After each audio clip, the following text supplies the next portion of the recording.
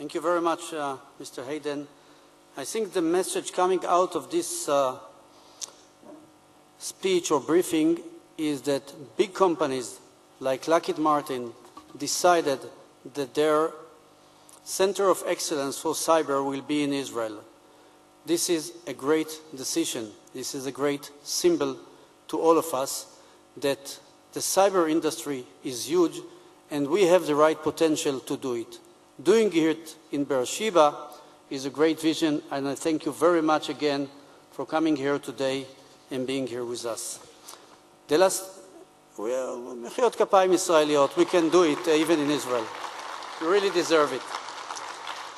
Our last speaker from a great Israeli company also is Mr. Doron Rotem from the Israeli Aerospace Industries Malam division, who is the director of C4I and cyber defense. Mr. Rotem has over 30 years of experience in communication, security, and information technologies.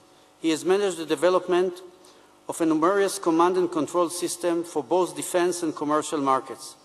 As director in Malam, division of II, Mr. Rotem is currently managing Malam's C4I cyber defense and USV product line.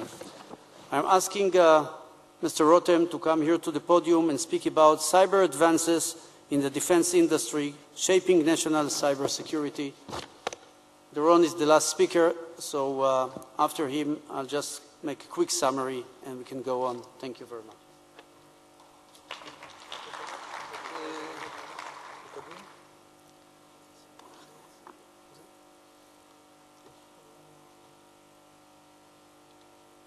Okay, thank you, Rami.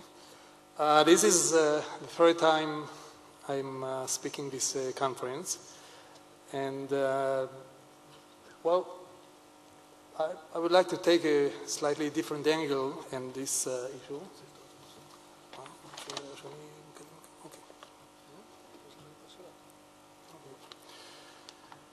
So 2 years ago, I described the various risks that endanger national defense systems. The various ways they can be penetrated and paralyzed in the crucial time. And the question is, well, what happened since then, and what are we doing about it? Okay.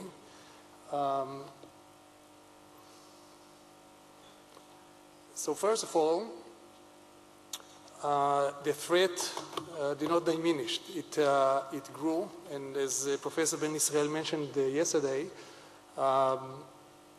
cyber might be the weapon of choice of the terrorist organizations like Hamas and Hezbollah, where when other means failed, rockets and tunnels, so the threat is even bigger.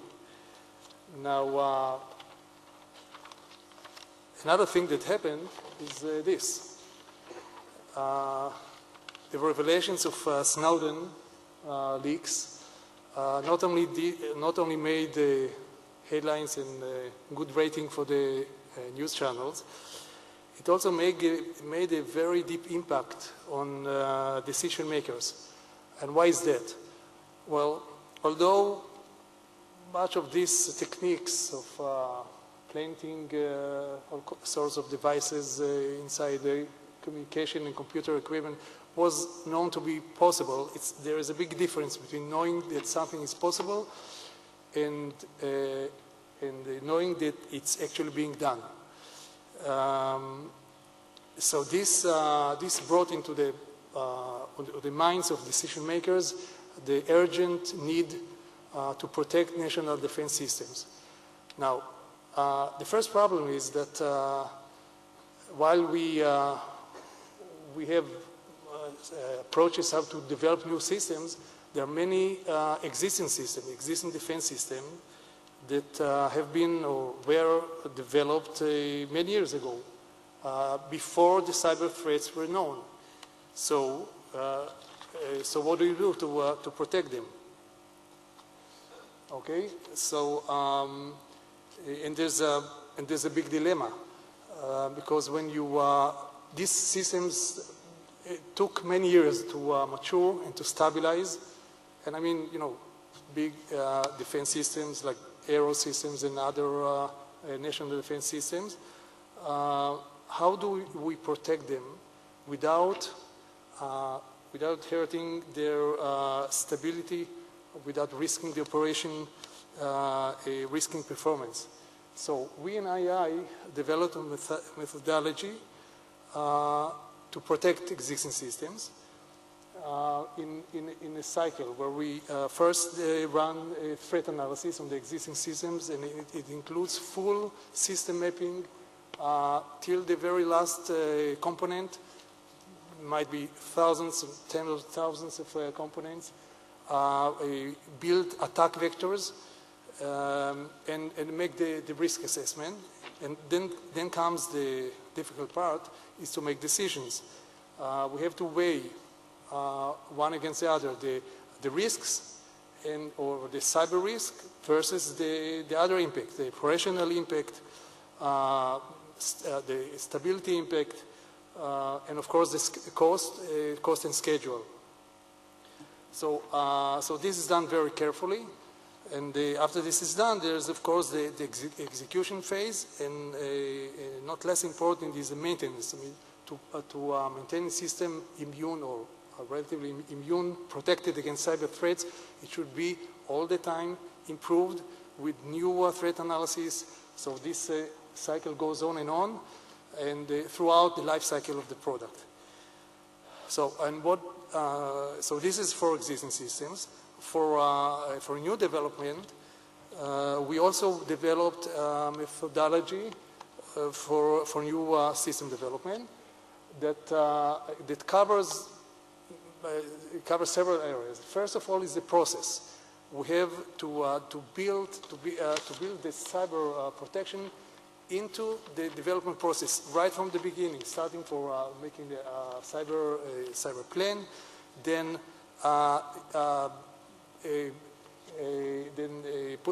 using it or creating it in all the design phases as integrated part, integral part of all the design, all the design reviews, and then of course test procedures and in operation. So this is a very well-ordered methodology that we've developed and we implement. Another part is to protect all the development environment. Of course, the development itself, but also the labs, simulation sites, integration sites, and production. Now, what's so important about production? Now, if you remember, and I mentioned that, just imagine that you protected the development, your software is secure, your labs are secure, and so on, but someone that penetrated your network somewhere can actually reach the production line and change the firmware that is burned, actually burned on your on the system memories.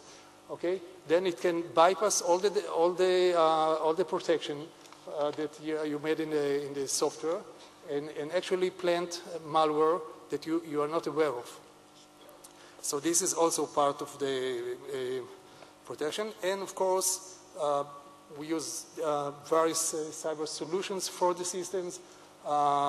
We take care of the supply chain. The supply chain, as you well know, is the big weakness of industries like us, because as you go down the supply chain, it's less and less protected. And different ways of clearing software, clearing hardware, and this is all part of this package. Okay, another issue that we are part of it in Israel and worldwide is creating the cyber situation awareness. Cyber situation awareness, as was mentioned here many times, it's part of the national situation awareness, and it combines all kinds of awareness of network awareness, threat awareness, operation situation, and the key issue here is this needs collaboration between different authorities within the country, and we know that Not all of them speak with one another or share the information. So we need tools, we need operational concept, how to do it. So what is this cyber intelligence that we want to share? Cyber intelligence is many things, vulnerabilities, attacks information, indicators, attack techniques, recommendation, all kind of information. All of this should be shared. And the thing is that the amount of information is going fast. And on the national level, we need to find ways to handle it, to analyze it, and to share it. And for this, we build a sharing framework. It's called Tame iShare. It's part of the Tame cyber suite, and it handles several all aspects of information sharing, indicator management, malware triage, intelligence analysis, and most important, I would emphasize the last bullet is automation. The need for automation was mentioned a few times. Yesterday it was mentioned by Gartner and also today. And this is the next step. The next step in combating this the cyber threat is automation of the intelligence. Here there are new standards like taxi sticks that we incorporated into this framework. So what are the guidelines of this framework? First of all, we work in cooperation with international bodies like FS-ISAC, MITRA. We follow new standards and new platforms worldwide at Avalanche, Crits, and others that deal with these issues in the field. Of course, the ultimate goal here is to automate it, as I mentioned. We included open repository of artifacts, malware, and so on. And the